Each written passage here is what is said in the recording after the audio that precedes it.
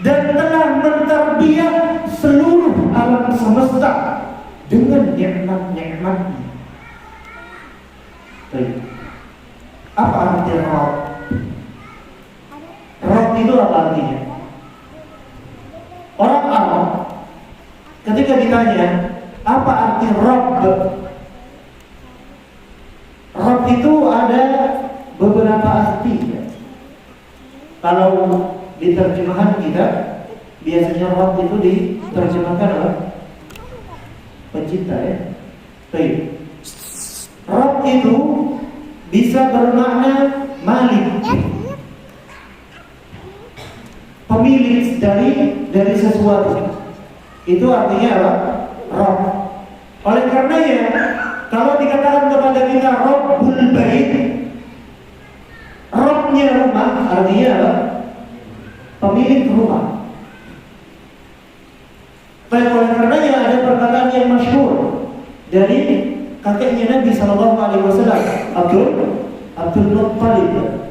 Ketika beliau datang kepada Abraha meminta untanya, ada perkataan masyhur dari Abdul Muttalib. Apa kata Abdul Muttalib?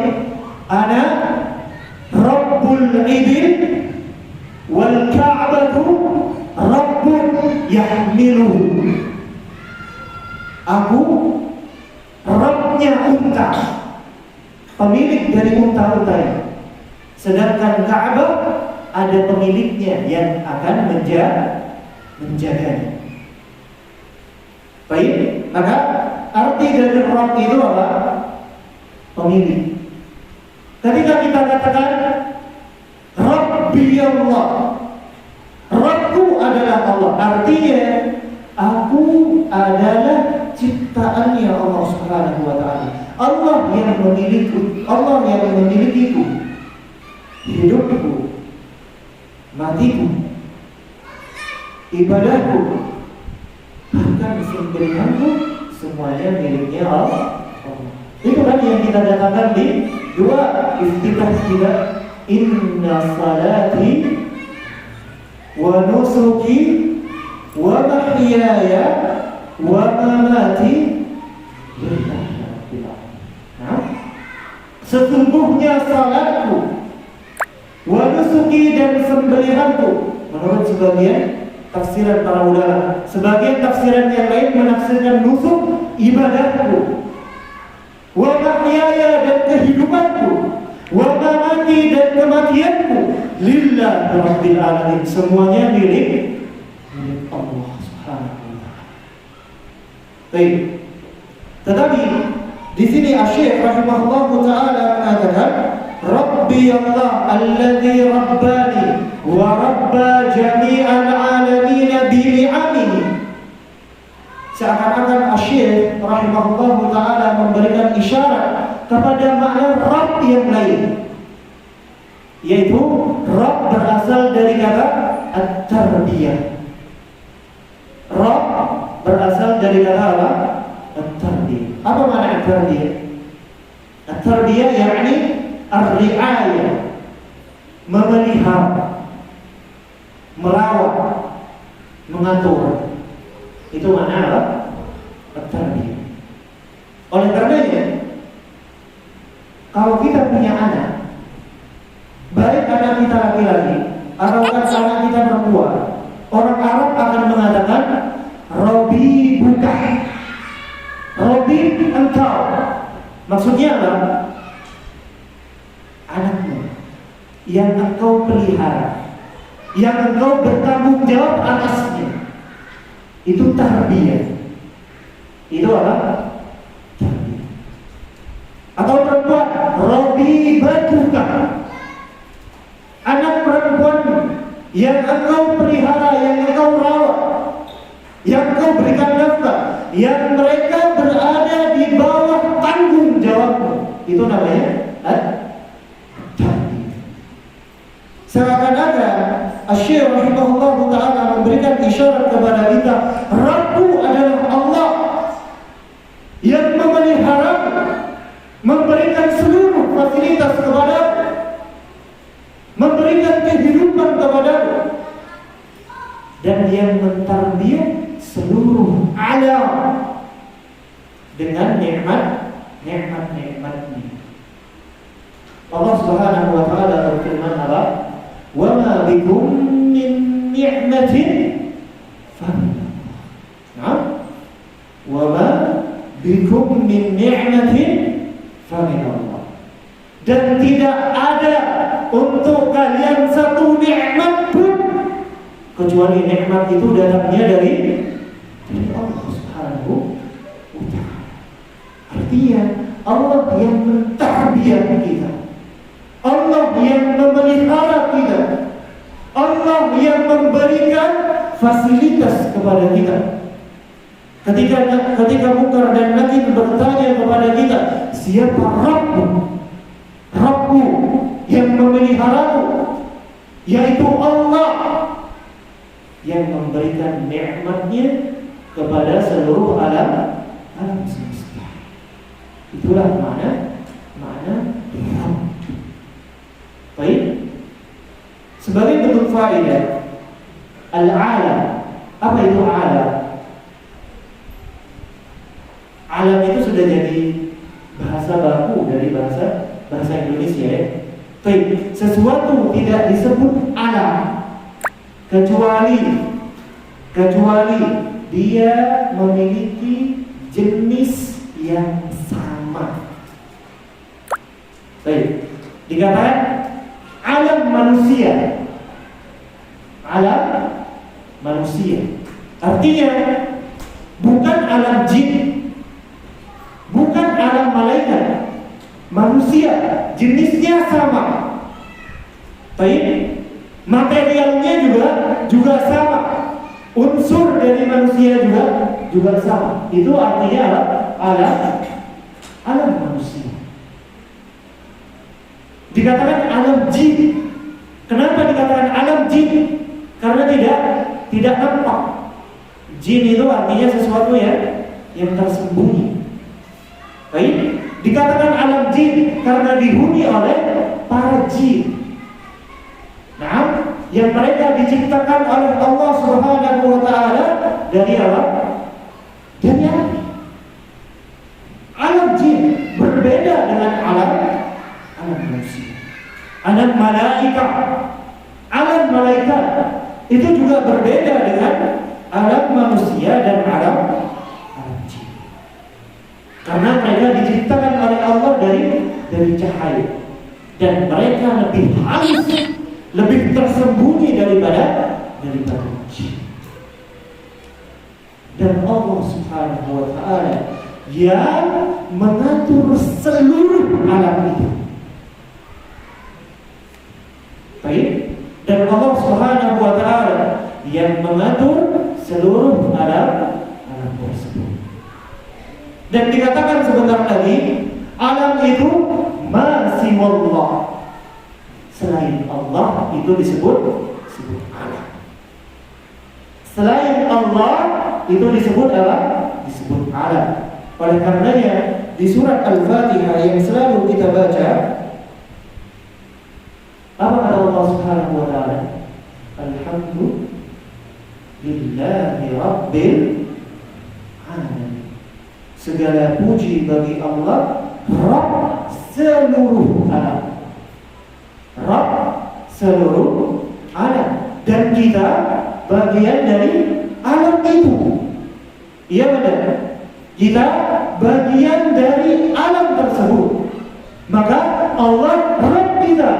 Karena Allah Subhanahu wa taala mengatakan Rabbul Alamin. Artinya Allah Rabb untuk seluruh alam semesta. Kita bagian dari alam tersebut. Kenapa kita katakan Allah Rabb kita? Karena kita bagian dari alam yang Allah ciptakan, yang Allah pelihara, yang Allah atur. Oleh karenanya kita bagian dari alam, tersebut, maka Allah adalah Rabb kita. Jawab seperti itu ketika ditanya oleh Munkar dan itu artinya kita menjawab pertanyaan dengan bukan ikut-ikutan. Baik? Atau bukan karena kebanyakan orang mengatakan hal demikian? Bukan. Karena di dalam suatu riwayat hadis yang sahih diriwayatkan dari Nabi SAW, ada orang-orang yang akan ditanyakan oleh Munkar dan Nakir, mereka akan menjawab, la adri, aku tidak tahu. Sami'tun nasa yaquluna syai'an, aku mendengar manusia berkata demikian, aku mengikuti mereka. Jangan ikut-ikutan. Jangan ikut-ikutan. Untuk masalah mengenal Allah Subhanahu wa taala sebagai Rabb kita. Karena Munkar dan Nakir akan bertanya, mengapa engkau menjadikan Allah sebagai Rabb? Jawablah, karena Allah Subhanahu wa taala berfirman, Alhamdulillah rabbil alamin. Segala puji bagi Allah, Rabb semesta alam, dan aku bagian dari alam tersebut. Maka Allah Subhanahu wa taala adalah nah, paham? Oke, paham apa tidak? Oke, ini bekal ya, sebelum kita menjawab apa pertanyaan. Sudah dikasih contekan. Sudah dikasih contekan, tidak bisa jawab kan kebangetan. Nah, oke, maka ini yang kita yakini. Allah Subhanahu wa taala sebagai Rabb kita. Tetapi kata Syekh di sini rahimahullahu taala, kalau kita nyatakan, kita yakini Allah sebagai Rabb kita, ada konsekuensinya. Nah, wa huwa ma'bud wa laysa li ma'budun siwa. Dan dia Allah Subhanahu wa taala sembahanku, dan tidak ada bagiku sesembahan selain dia. Itu konsekuensi. Ini lazim bagi kita. Barang siapa yang mengatakan Allah sebagai Rabb-nya, maka wajib bagi dia mengatakan Allah sembahannya. Baik? Maka tidak ada sesembahan yang berhak disembah kecuali Allah Subhanahu wa taala. Itulah makna la ilaha. Baik? Karena kita mengatakan Allah Rabb. Kita sudah menghafalkan, kita sudah mengetahui Rabb Allah Subhanahu wa taala Rabb kita, tetapi tidak diamalkan, percuma. Kita menyembah selain Allah Subhanahu wa taala akan percuma. Baik, maka seluruh peribadatan kita persembahkan kepada Allah Subhanahu wa taala, bukan kepada selain Allah Subhanahu wa taala, bukan kepada para malaikat, bukan kepada para nabi, bukan kepada para wali, bukan kepada bubatua, bukan kepada matahari, bukan kepada rembulan, tetapi Rabb mereka semua. Itulah keyakinan kita.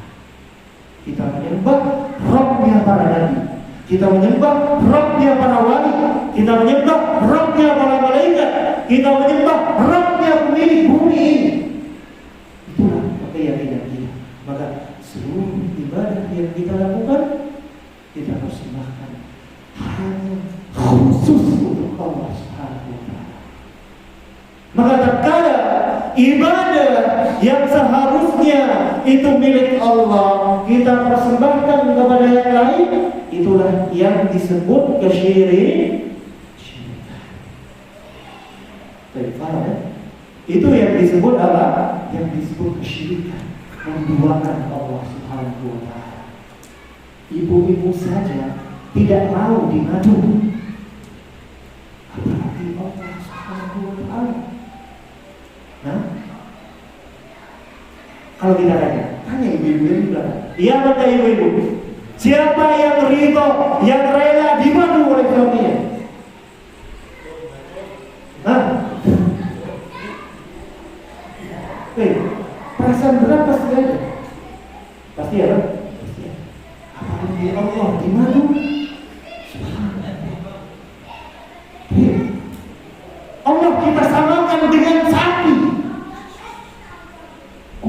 wajar gimana nih? Allah, Rabb semesta alam, kita samakan dengan sapi yang setiap tahun harus kita sembelih untuk Allah. Allah kalian samakan dengan sapi? Atau Allah kalian samakan dengan para nabi dengan mengatakan Nabi Isa anak Allah? Alhamdulillah, Isa itu yang menciptakan Allah Subhanahu wa ta'ala. Kenapa kalian sembah ciptaan Allah?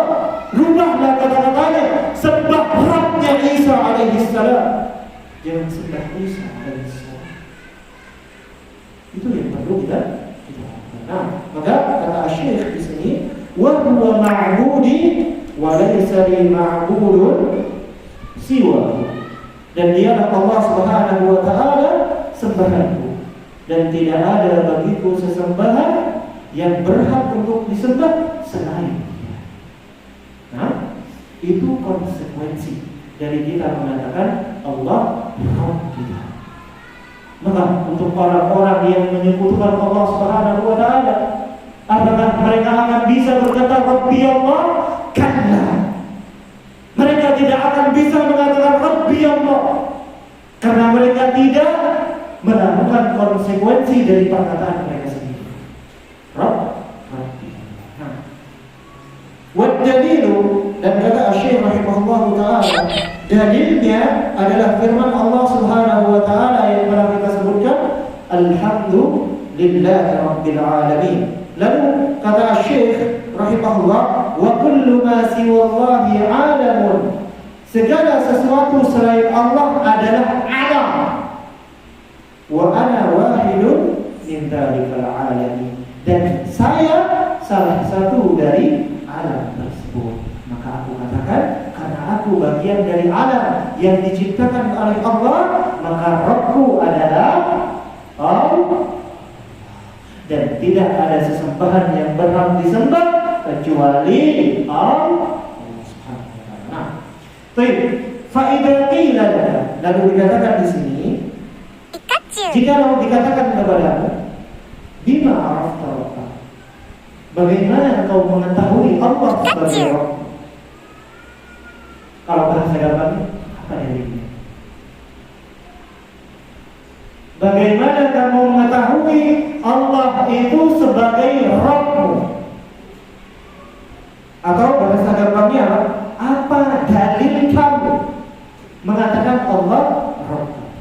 Maka fahul, katakanlah kepadanya, bi ayatihi wa makhluqatihi.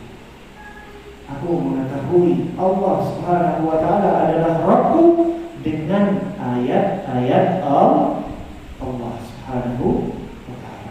Dan sudah kita sebutkan ya, ayat Allah ada dua macam. Apa saja? Masih ingat? Ayat kauniyah dan ayat syar'i. Ayat Allah itu ada dua macam. Ayat kauniyah dan ayat syar'i. Ayat kauniyah adalah ciptaan Allah Subhanahu wa ta'ala yang bisa kita tafakkuri, yang bisa kita renungi.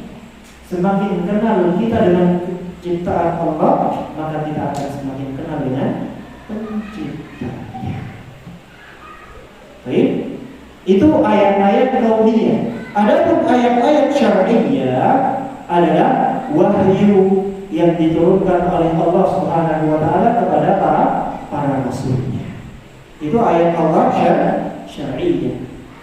Dan yang paling penting untuk kita kaji, yang paling penting untuk kita pahami adalah ayat Allah syar'iyyah. Baik, ketika orang mengatakan, orang Arab dahulu ketika ditanyakan oleh orang-orang ateis, apa dari kamu Allah Subhanahu wa ta'ala itu ada, Allah Subhanahu wa ta'ala ada Rabb kamu, orang Arab Badui yang mereka di atas fitrahnya mengatakan al-ba'ratu tadullu 'ala al-ba'ir wal atharu tadullu 'ala al-masir. Al-ba'ratu, ini logikanya orang Badui. Al-ba'ratu, kotoran unta menunjukkan ada untanya. Iya benar. Ada enggak kotoran unta tanpa ada untanya? Mustahil. yadullu 'alal masir. Dan bekas telapak kaki menunjukkan ada orang yang wah, masa ada bekas telapak kaki dan ada orang yang mustahil. Ada, yaitu ciptaan menunjukkan ada yang menciptakan. Yang menciptakan alam semesta itulah Rabb kita, Allah Subhanahu wa Ta'ala. Itu maksudnya. Baik, ketika kita meneliti ayat-ayat Allah kauni, dan ketika kita membaca ayat-ayat Allah syar'iyyah, kaum mukminin akan bertambah imannya, semakin kokoh keyakinannya, semakin percaya dia dengan agamanya, dan dia akan percaya bahwa hanya Islam agama yang benar. Ketika dia mendalami, mentadabburi, memahami ayat-ayat Allah syar'iyyah. Allah Subhanahu wa Ta'ala mengatakan tentang sifat para kaum mukminin, innamal mu'minuna alladzina idza dzukirallahu wajilat qulubuhum wa idza tuliyat 'alaihim ayatuhu zadatuhum imanan wa 'ala rabbihim yatawakkalun.